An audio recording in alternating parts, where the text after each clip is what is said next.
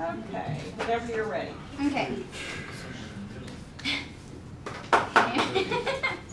Alright. A 6-month-old, a 2-year-old, a 3-year-old, a 5-year-old, and a 7-year-old, all drowned by their mom. Andrea Yates murdered her 5 children. You have children, you have children, you have children, you have children, you have children. Can you imagine murdering your 5 children and then pleading insanity, getting away with it, and go to a mental hospital instead of serving your time in prison? I'm wearing stripes. I would go to jail, get the death penalty, put me in prison. I don't think I could handle that. Also, an inmate once on death row in Texas was a free man on Thursday, September 3rd, 2009.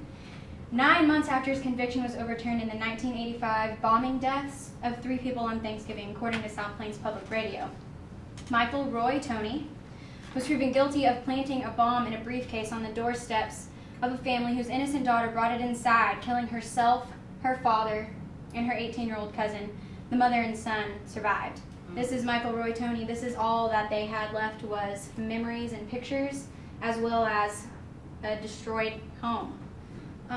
The extensive research done on crimes and murders in Texas and what their punishments were or should have been helps me to understand why the death penalty is enforced, and I know I can convince you that it should remain so. Today I'm here to convince you that the death penalty should stay enforced in Texas. Based on the amount of violence in the United States, at least one state needs to remain firm in finding justice for the families, and I feel that Texas should be that state. Let's start with the problem. Crime, hello, murderers being released back onto the streets after doing what they've done.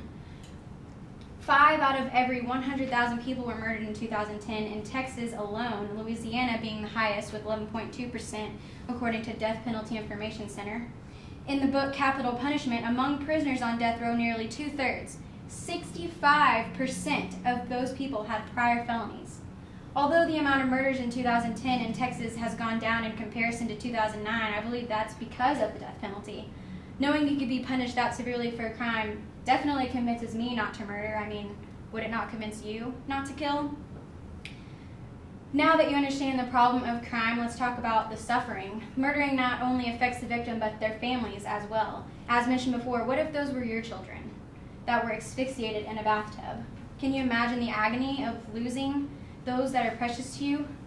From Star Telegram Online, the wife Susan Blunt of the daughter and husband that were murdered in the bombing said, "I know that Michael Toney is as guilty as can be," as well as the chief of Appellate Division saying, "We still think that he is the man committed of the offense."